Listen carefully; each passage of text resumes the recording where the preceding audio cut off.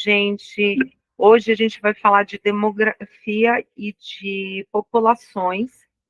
Na última aula, eu falei bastante para vocês da importância do IBGE, né, o Instituto Brasileiro de Geografia e Estatística, e do censo, né, do recenseamento, para vocês entenderem o quanto o levantamento de dados, eles fazem toda a diferença para que a gente entenda os espaços.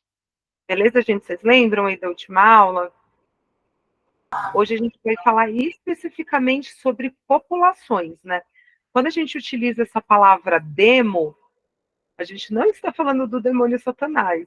A gente fala de povo. Ele é um prefixo grego que quer dizer povo. Então, por exemplo, quando a gente fala democracia, a gente está falando de uma organização do povo. Quando a gente está falando de demografia, a gente está falando de um registro, de uma maneira de sintetizar e de registrar dados sobre o povo, né, sobre populações. Eu vou abrir aqui uns slides para vocês verem como que vocês já estão acostumados com esse tipo de dados e, como vocês sabem, eu sou professora idosa confusa com tecnologia, então, daí vou precisar da ajuda de vocês para vocês me falarem aí se vocês estão conseguindo ver. E, e assim, quando eu estiver projetando os slides, eu não consigo ver vocês no chat. Então, quando vocês tiverem alguma dúvida, vocês me interrompam aí, ó, sem melindre, só chegar e é isso. Vou abrir aqui, galera. Um segundinho.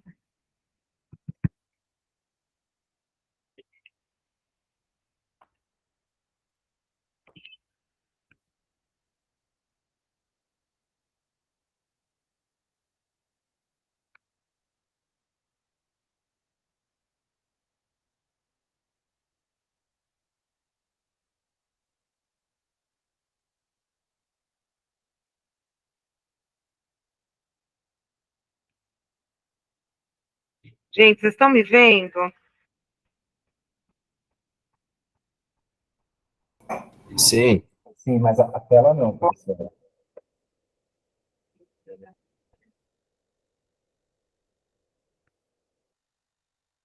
Agora vocês estão vendo o meu slide. Sim, Sucesso, galera. É isso, ó. É que eu uso o LibreOffice, né? Vocês podem ver que eu não uso, né, aquele pacote Office que vocês estão acostumados. Mas, enfim, gente, olha, quando a gente fala de demografia, não esqueçam, gente, a gente está falando de povo, estamos falando de população. Demo sempre é o demografia. povo, gente, não é o demônio. A demografia? Isso, demografia é a maneira que a gente chama os dados populacionais em geografia. Beleza, galera? Vocês já devem estar acostumados a ver alguns dados tipo esse daqui, certo, gente? Aqui é muito importante, gente, que eu trouxe aqui algumas imagens de como vocês vão reconhecer a questão demográfica nas provas de vocês aí no vestibular, tá? Geralmente, quando vocês verem ali alguma questão que apresenta algum tipo de barra que diz respeito à população, ou então, olha, quando vocês veem esse tipo de mapa aqui, ó, que ele mostra o crescimento populacional, é quando a gente está falando de demografia. Então já teve questão que tinha alguns dados dessa forma e perguntou-se assim no Enem qual que era o tipo de referência que estava sendo feita nas ciências humanas. E a resposta é demografia. Então, é importante, gente, que vocês saibam entender esse tipo de demonstração de representação de imagem. Para vocês é tranquilo, gente? Digam aí, sim ou não. Ó, tô até voltando aqui no chat. Tranquilo? É isso, gente. Então, assim, olha, aqui, por exemplo, ó, a gente vê aqui a evolução da população mundial, certo? Aqui a gente tem um número de população em bilhões, E nessa projeção, a gente percebe o quê? Uma taxa de crescimento a partir, a partir do século XX. A gente percebe um crescimento expressivo. O que que isso quer dizer? Quer dizer que o mundo tem mais pessoas? Talvez, talvez até tenha. Mas como a gente tinha falado na última aula, isso vai muito daquela questão do recenseamento. Porque quando a gente faz um levantamento de dados, igual a gente viu na última aula, ali no século XVIII, a gente vai ter alguns formulários em algumas paróquias que são feitas, que são dados levantados principalmente pela igreja. A gente não tem um instituto de pesquisa e uma pesquisa que realmente tenha um método para levantamento de dados. Então, conforme a gente foi ganhando em tecnologia, a gente consegue mensurar melhor os dados da população. É que vocês são jovens, eu acho que vocês não vão lembrar disso, mas olha, meu pai, por exemplo, ele nasceu em 1938. Quando ele nasceu, ele não fez um registro no cartório. Os meus avós não registraram meu pai em cartório, igual acontece com a gente. Ele foi registrado por uma igreja. Ele tirava ali o batistério, né? Aquela certidão de batismo que era fornecida pela igreja, era o que transformava um cidadão em cidadão.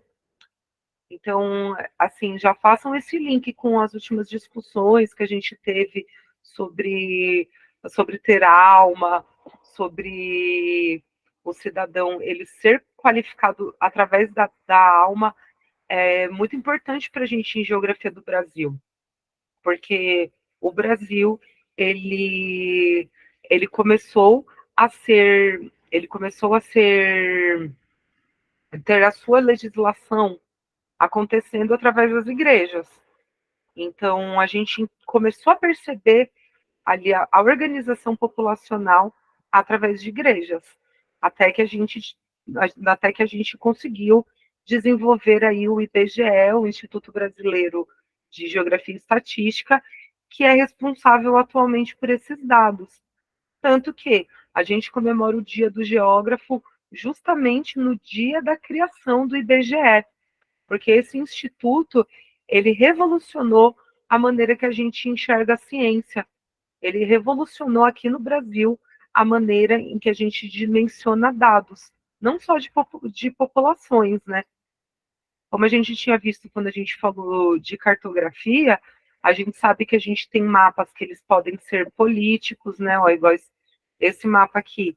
Quando a gente vê aqui a divisão entre os países, essas divisões elas são territórios.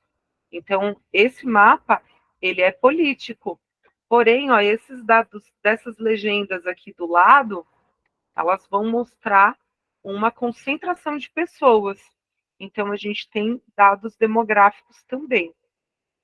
E sempre deixo essa palavra do coração para vocês. Não, não acho que nenhum de vocês vai querer estudar geografia propriamente, mas até para quem estuda engenharia, ou para quem está em alguma área que precisa de uma dinâmica mais ligada a espaços, vocês vão usar muito, muito, muito o site do IBGE. Lá no site do IBGE a gente tem os melhores mapas, a gente tem as informações mais precisas e mais feitas seriamente na nossa área. Inclusive tem concurso aí aberto, né? Vocês vão fazer o CNU, gente? Aquele, o pessoal chama de Enem dos concursos. Alguém aqui vai fazer? Fala aí no chat. Dá um joinha. Ninguém tá concurseiro ainda? A galera ainda não. Mas é isso, gente. Ainda não estão concurseiros, né? É questão de foco, né? Agora vocês já estão se preparando para o outro exame aí, que é o vestibular, que é bastante importante, que é um passo bastante legal aí na vida de vocês. Agora, gente, eu tô aqui olhando. Ó, teve alguém que perguntou onde se inscreve. Agora não tá mais aberto. Já era até para ter ocorrido a prova, eles cancelaram por conta das inundações lá do Rio Grande do Sul, mas já passou a inscrição, mas vai ter outro aí dentro em breve, né? Até fica essa dica aí para vocês, gente. Aproveitem que vocês estão estudando para vestibular, se inscrevam em concursos também, né? Que é o mesmo conhecimento que vocês estão tendo aí nesse projeto de estudo, vocês podem aplicar para outros objetivos, que de repente já dá aí uma estabilidade financeira para vocês, o que também é bom, porque a vida de universitário é difícil, hein? Assim, pelo ponto de vista financeiro, uma época que, nossa senhora, olha, a gente fica com o fígado dolorido de comer miojo. Aproveita o momento aí de fazer feira, porque quando vocês passarem no vestibular é outra luta começando. Mas enfim, galera, ó, agora que eu estou olhando aqui para o chat, deixa eu perguntar aqui, aquele tipo de dados demográficos que eu mostrei para vocês nos slides, para vocês é tranquila a leitura? Vocês conseguem reconhecer esse Ah, tipo de barras de dados que a gente vê no PowerPoint, legendas de mapas e, enfim, aqueles gráficos que acendem? Para vocês é familiar, gente? sim, é familiar. Eu só acho. Você consegue voltar. É que eu já esqueci, mas você consegue voltar no slide anterior? Claro, volto sim. Pra ver o negócio. Olha só, o anterior, ó, ele é um gráfico em barra. Isso daqui, gente, é uma barrinha que a gente faz ali no PowerPoint, né? Que vocês vão usar muito aí na faculdade, independente do que vocês vão cursar, vai ser o momento que vocês vão fazer o slide acontecer. Mas enfim, gente, é porque eu sempre falo para vocês têm muitas informações para guardarem nesse processo de vestibular. Então, assim, ó, vocês não precisam guardar dados. Assim, sempre que tiver alguma coisa que vocês precisam memorizar, eu vou falar, gente, decorem isso. Mas, assim, os dados, eles vão nas questões. Então, assim, o que é importante é que vocês saibam ler esses dados, manipular esses dados, para vocês interpretarem as questões. Beleza, gente? Mas aqui, ó, nesse gráfico aqui, por exemplo, ó, vocês conseguem perceber a relação entre o número de pessoas e as datas?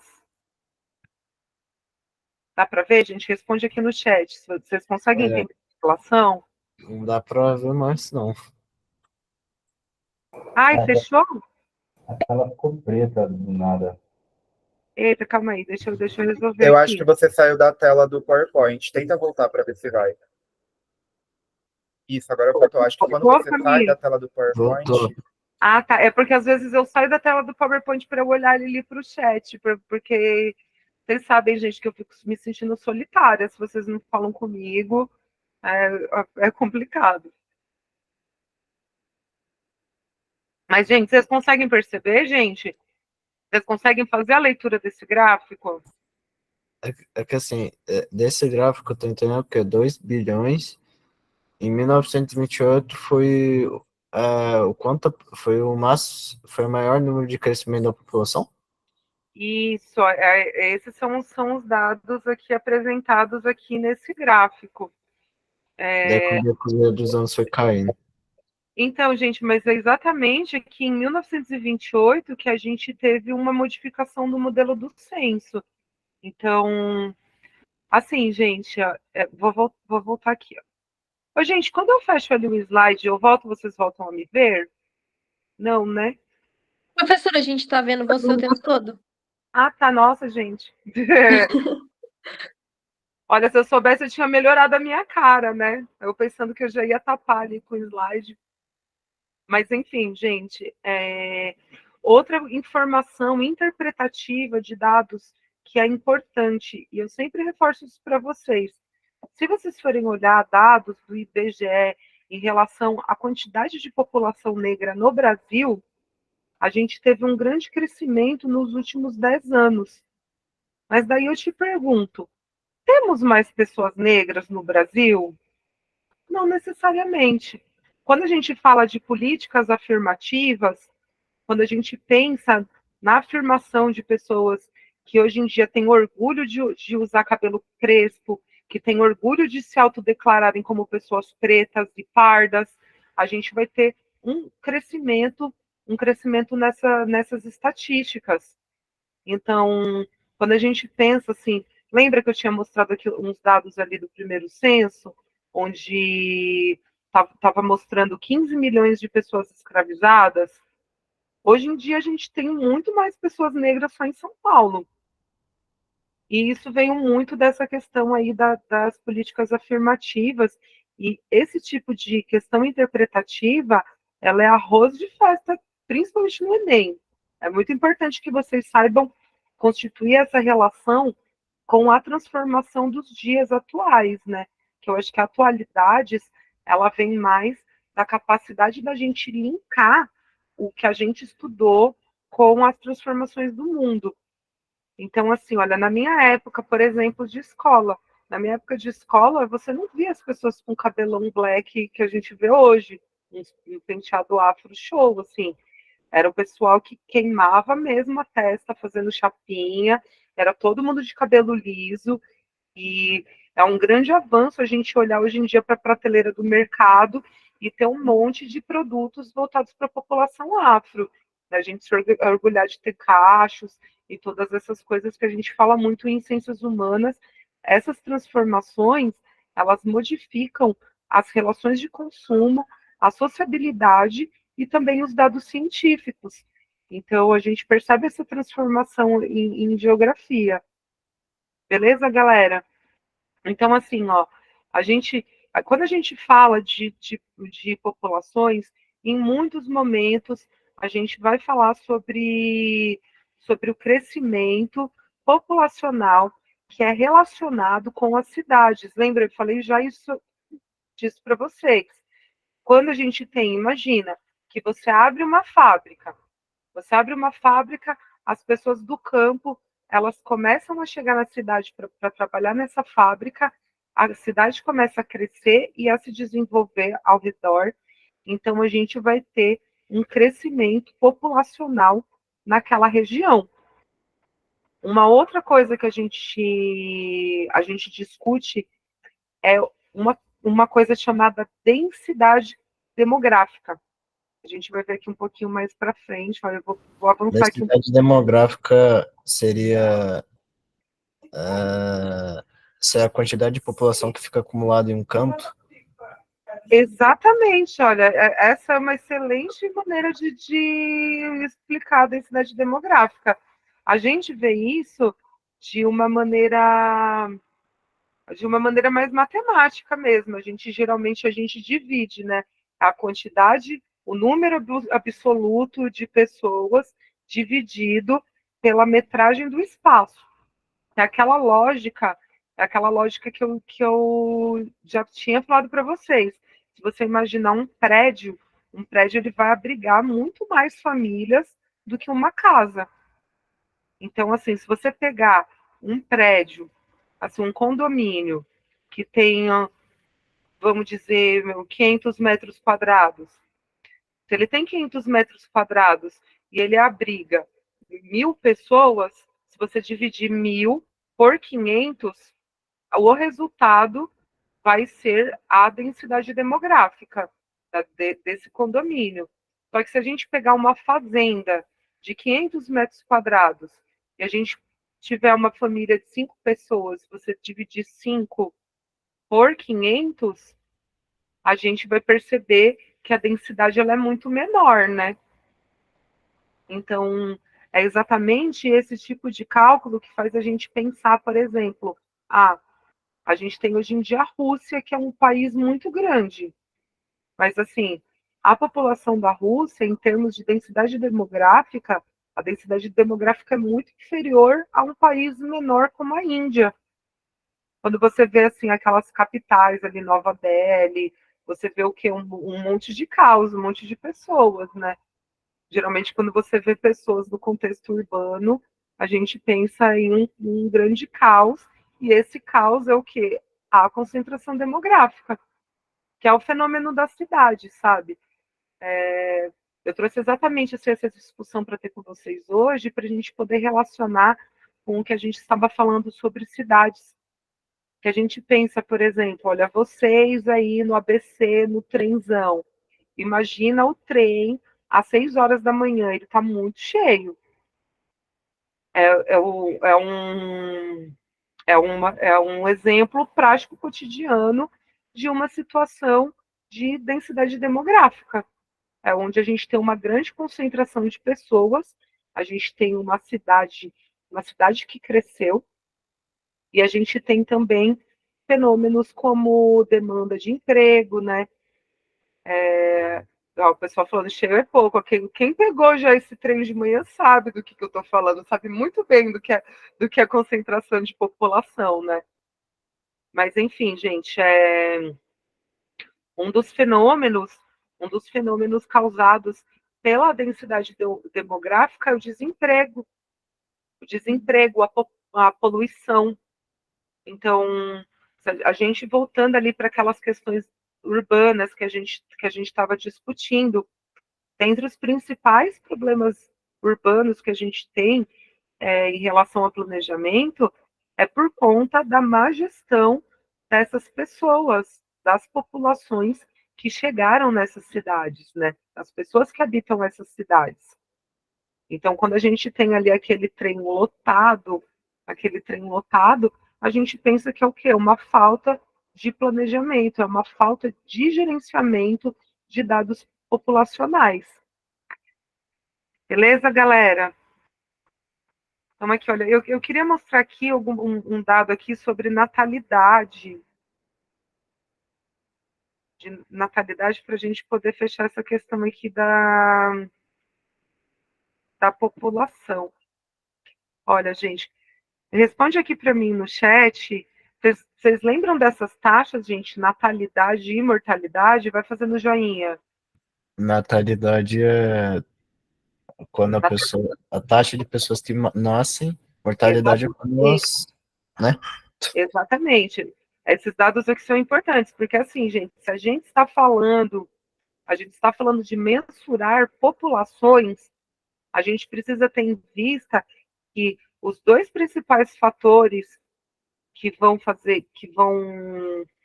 ter esses dados é a quantidade de pessoas que nascem e a quantidade de pessoas que morrem. E assim, quando uma pessoa nasce, você tem uma pessoa a mais. Se uma pessoa morre, você tem uma pessoa a menos. Simples assim.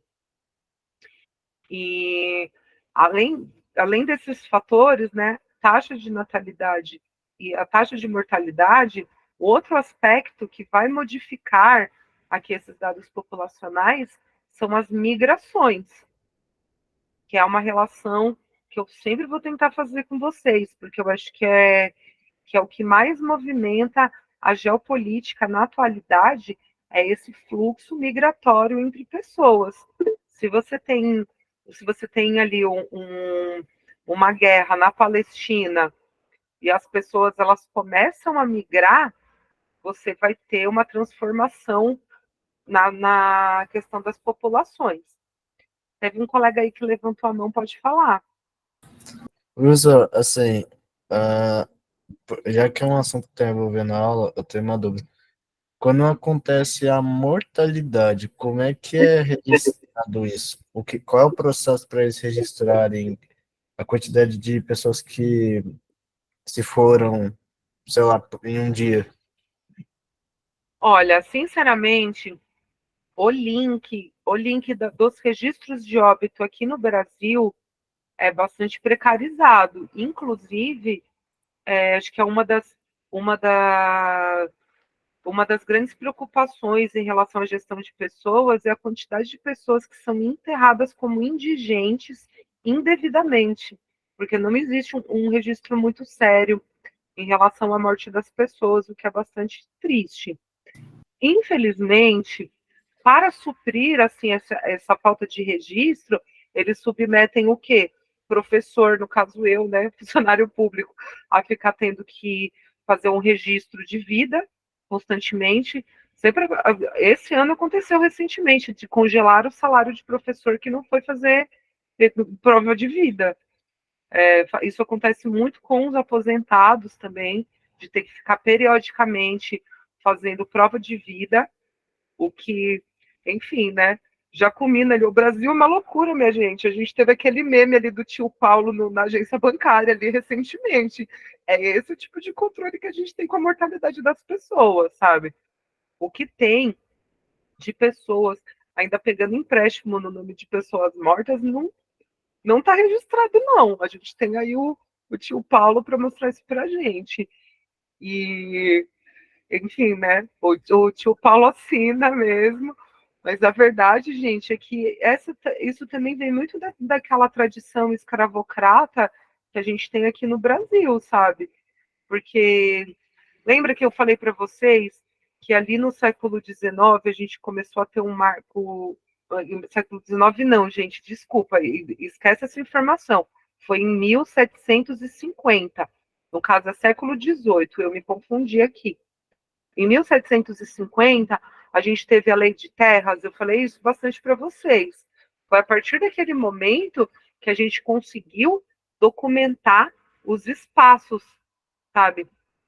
Então, a gente tem essa lei de terras, ela também tem muita corrupção, gente.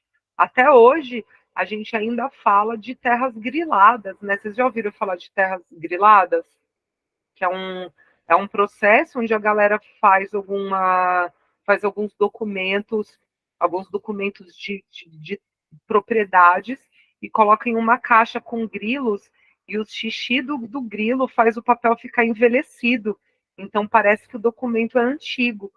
Grandes latifundiários utilizaram esse método da grilagem para conseguir se apropriar de terras, né? E, e acho que assim, até dentro do próprio processo democrático, a gente tem, a gente sempre teve o Brasil ele tem um dos processos eleitorais mais honestos, mais limpos assim do mundo. Mas quando a gente pensa na época ali do voto de Cabresto, tinha muita gente morta que estava votando, o pessoal estava tirando título de gente morta, e é isso, sabe? Hoje em dia, vocês acho que já conhecem aí tem toda uma rede de aplicativos ali .gov.br que você acessa a sua carteira de trabalho, seu título de eleitor e todas essas coisas. Hoje em dia tem uma opção de você passar para o plano ouro quando você faz o reconhecimento biométrico no, ali no TRE, quando você faz o reconhecimento facial no seu celular, você passa para o nível ouro, é uma das tentativas que o governo federal está se esforçando aí para informatizar esse sistema de controle de populações, que vai ser bem revolucionário mesmo, porque assim, se todo cidadão tiver registrado nesse site aí no .gov.br, e a gente conseguir emitir realmente certidões, registros de identidade através através desses aplicativos do governo, a gente vai ter muito mais controle populacional. O pessoal aí está comentando que nunca entendeu essa questão de ser bronze, ser ouro. Tecnicamente, gente, quanto mais dados vocês linkarem, mais vocês vão subindo de nível, sabe? Então, se você tiver quando você for fazer uma carteira de trabalho, um título de eleitor, quando você for lá e registrar a sua biometria e você associar o seu título de eleitor com o seu RG, você vai subir nessas categorias. Eu acho super prático. Inclusive, gente, ó, vocês sabem que eu sou a professora que estou sempre jogando aqui, ó, jogando glitter de prosperidade para vocês. Eu espero que aluno meu passe a vida viajando muito, então mantenham os documentos de vocês em dia. Se forem para o Poupa Tempo, vocês conseguem colocar o número do PIS, o cartão do SUS, título de eleitor, vocês colocam tudo dentro do RG, sabe? E RG atualizado é sempre bom, que a gente nunca sabe qual que vai ser aquela oportunidade de sair do país que vai bater aí na porta de vocês, aí do nada, e vocês digam sim.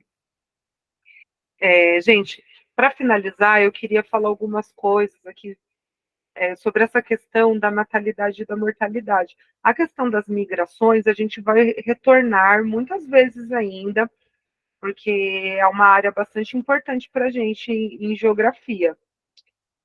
Mas, assim, gente, a questão da natalidade e da mortalidade, a gente, a gente precisa ter duas coisas em mente. Quando a gente melhora a condição socioeconômica da população, as pessoas elas morrem menos. A gente tem o quê? O aumento da expectativa de vida. Então, por exemplo, quando a gente pensa em uma pessoa preta escravizada ali no século XVI, a expectativa de vida de um homem preto era 31 anos. Hoje em dia, a gente percebe que a gente tem uma ciência para a gente poder manter uns políticos imortais aí, né? A gente tem aí, ó, vários dinossauros aí no Senado há milhares de anos, esse povo não morre. Existe tecnologia, gente. Sempre vai ter um hospital de rico para fazer o Sarney voltar ali, ó, com toda a gana de ser corrupto. Então, isso é o quê? Um aumento da expectativa de vida, certo, gente? Infelizmente, ainda as pessoas com mais dinheiro, elas vão ter uma expectativa de vida maior, mas também entre a vida e a morte, ninguém consegue muito bem ter esse controle, né? Mas a ciência faz com que a gente viva mais tempo. A ciência e as condições de vida. O pessoal lembrou da Rainha Elizabeth, que ela tava embalsamada viva, né? Ainda. E, assim, quando a gente melhora também a situação socioeconômica da população, a gente tem uma queda na taxa de natalidade, porque as pessoas, elas param de se reproduzir, gente, acreditem. É um dado, é um dado que é observável. Se você coloca mais pessoas dentro das faculdades, as pessoas elas vão querer ter menos filhos, sabe? É uma coisa que acontece. Mas, assim, a gente precisa também ter cuidado com certos discursos preconceituosos, sabe? Existe uma corrente das ciências humanas chamada malthusianismo, que ela fala que assim, é bem aquele discurso que a extrema direita usa. Esses pobres só quer fazer filho para ganhar a Bolsa Família. Enfim, gente, é um tipo de coisa que não é legal a gente sair falando, porque não é bem assim que as coisas funcionam. Mas a gente percebe que quanto mais condições as pessoas têm, elas acabam tendo mais planejamento familiar. O meu amigo levantou a mão, pode falar, Pedro. Professora, boa noite. Boa noite. Eu estou com uma dúvida aqui. Por exemplo, aparece no exercício, vamos lá, uma baixa taxa de natalidade. Isso Uhum. significa que a longevidade da população é maior, necessariamente ou não necessariamente? Não necessariamente. Se a taxa de natalidade ela é menor, é porque as pessoas pararam de nascer. Não, não, Elas pararam de nascer de porque assim, mortalidade.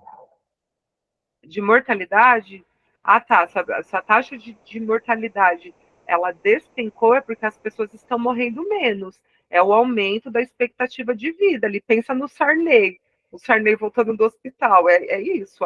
As pessoas elas vivem mais, ficam mais longevas.